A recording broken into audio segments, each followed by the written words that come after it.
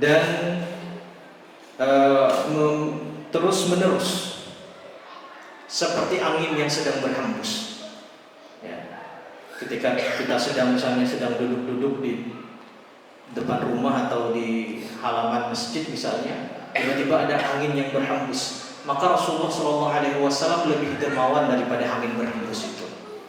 Nah, ini menunjukkan bahwa Rasulullah SAW adalah orang yang paling tahu tentang bagaimana keutamaan bersedekah khususnya di bulan Ramadan.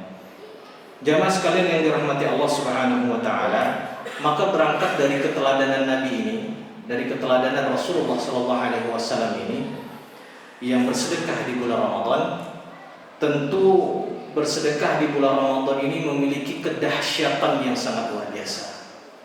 Di dalam hadis misalnya disebutkan bahwa inna fil jannah ghurfatan yura zahiruha min batiniha wa batinuha min zahiriha a'addallahu liman alana al-kalam wa at'ama at-ta'am wa taba'a as-siyam wa shalla bil-laili wan nasu niyam.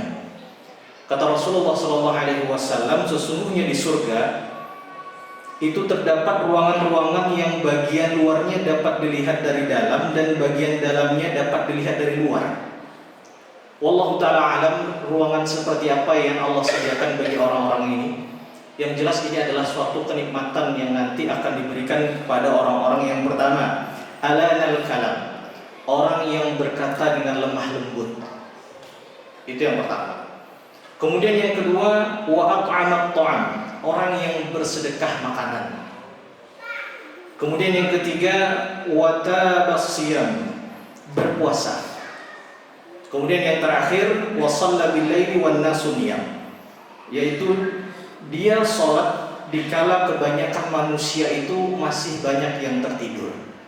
Kalau kita perhatikan hadis ini sebenarnya semua amalan-amalan itu terkumpul pada bulan puasa atau pada bulan Ramadan.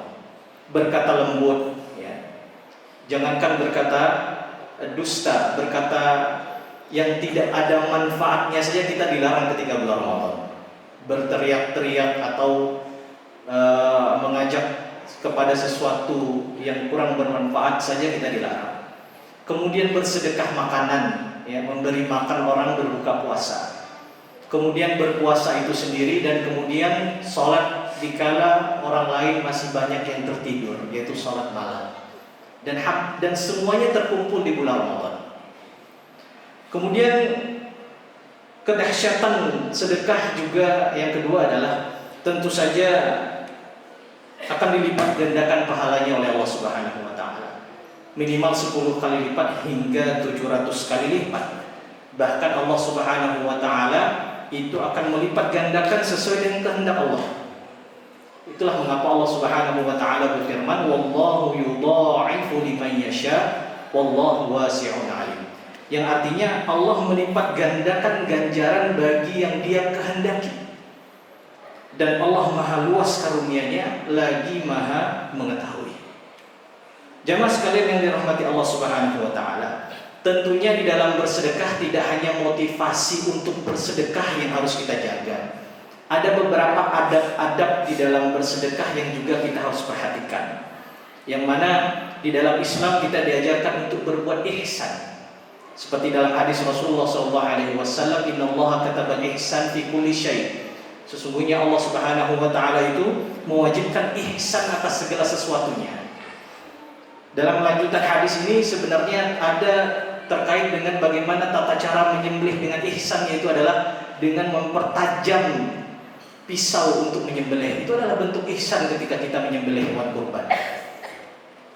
Kalau misalnya kita analogikan dengan menyapu, ya misalnya, menyapu yang ihsan itu yang seperti apa? Menyapu yang ihsan itu adalah ketika debu-debu yang kita sapu itu kita ambil dan kemudian kita masukkan ke dalam tempat sampah, itu ihsan. Tidak ditaruh di belakang pintu. Nah, itu kurang ihsan. Nah, di dalam bersedekah juga ada adab-adab yang harus kita perhatikan. Yang pertama tentu adalah ikhlas karena Allah Subhanahu wa taala. Ini perkara ikhlas ini kita anggap tuntas. Ya, hampir para ulama kalau mengarang kitab pasti bab pertama adalah ikhlas, niat, tentang niat yang ikhlas. pertanyaan selanjutnya adalah bagaimana cara kita untuk bisa ikhlas ketika bersedekah? Ada beberapa hal yang bisa kita lakukan. Yang pertama adalah kita menganggap bahwa bersedekah itu adalah bentuk rasa syukur kita kepada Allah. Apa yang sudah Allah berikan kepada kita, baik berupa harta ataupun segala macamnya, itu adalah bentuk syukur kita. Harta yang Allah berikan, yang kita pergunakan di jalan Allah, itu adalah bentuk syukur. Jadi syukur itu tidak hanya sekedar mengucapkan alhamdulillah, tetapi kita diberi oleh Allah Subhanahu wa taala tubuh yang sehat. Kemudian tubuh yang sehat ini kita gunakan untuk beribadah kepada Allah, itu adalah bentuk syukur kepada Allah. Itu yang pertama. Kemudian yang kedua, kita memahami bahwa sedekah itu akan menghilangkan kesombongan dalam diri kita. Kita menganggap bahwa apa yang kita dapatkan sekarang ini bukan semata-mata karena usaha kita pribadi, tetapi ada andil Allah Subhanahu wa taala di dalamnya. Kemudian yang ketiga adalah tentu saja sedekah akan menghilangkan sifat pelit dan sifat bakhil. Yang mana sifat pelit dan bakhil itu merupakan sifat yang tidak baik, dan tentu saja menumbuhkan rasa empati kepada sesama. Kemudian yang kedua, adab sedekah. Yang kedua adalah menganggap kecil setiap sedekah yang kita keluarkan. Ya. Kita menghindari merasa telah banyak mengeluarkan harta untuk bersedekah, terutama kepada orang lain. Ya. Dan jangan sampai apa yang sudah kita sedekahkan itu kita sebut-sebut, ya. Bahkan sampai menyakiti orang yang kita beri sedekah.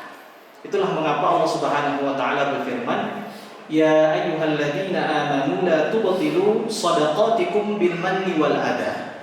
Allah Subhanahu wa taala berfirman, "Wahai orang-orang beriman, la tubtilu shadaqatikum, janganlah engkau menghilangkan pahala sedekahmu bil manni wal adha, dengan menyebut-nyebutnya atau menyakiti perasaan orang yang kau beri sedekah."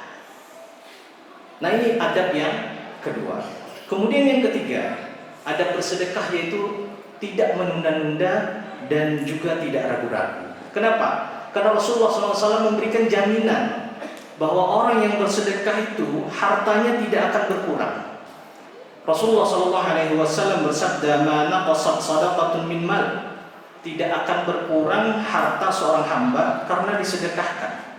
Apalagi konteks sedekahnya ini adalah demi kemaslahatan umat atau demi kelangsungan hidup seseorang, maka tidak perlu ditunda-tunda.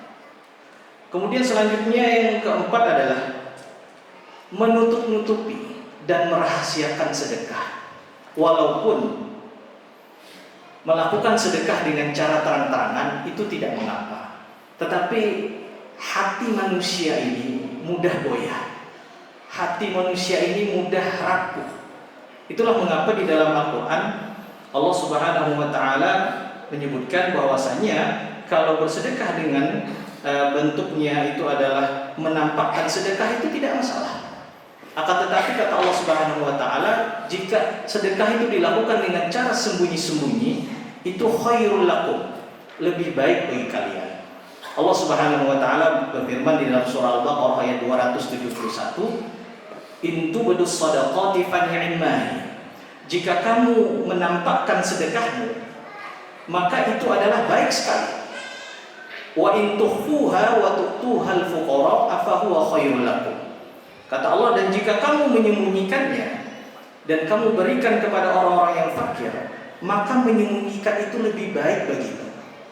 Ini kata Allah Subhanahu wa taala. Kemudian yang terakhir, tentu saja adab yang terakhir dalam bersedekah adalah memberikan yang terbaik untuk disedekahkan. Nah, ini penting untuk kita pahami bahwa jika kita memberikan infak berupa baju ataupun segala macam, ya, sekira-kiranya itu adalah hal yang masih sangat layak untuk dipakai. Karena Allah Subhanahu wa taala mengatakan, "Wala tayammamul khabitha minhu tunfiqun wa lastum bi'akhidhihi illa an tughmidu fi." Kata Allah Subhanahu wa taala, janganlah kamu memilih yang buruk untuk kamu infakkan, padahal kamu tidak mau mengambilnya, dan kamu kecuali dengan memincingkan mata, dengan enggan untuk menerimanya. Jadi kalau kita merasa itu tidak layak menurut kita, maka juga tidak layak menurut orang lain.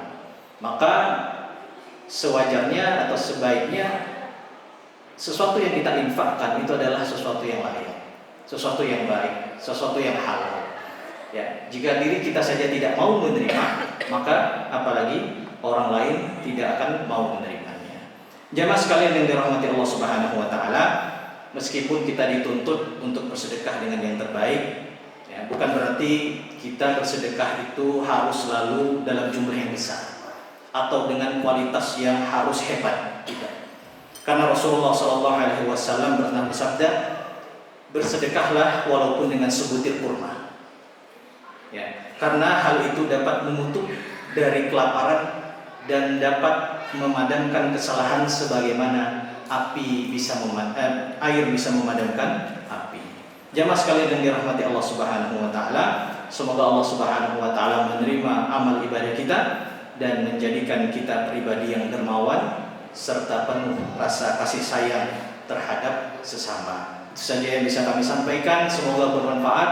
Semoga Allah Subhanahu wa taala mudahkan segala urusan kita, terutama dalam hal beribadah kepadanya dalam hal-hal yang baik. Semoga Allah beri kekuatan kepada kita untuk menjauhi segala hal-hal yang buruk yang dapat merugikan kita. Nasrun minallah wa fathun qarib wa basyiril mu'minin. Tsumma assalamu alaikum warahmatullahi wabarakatuh.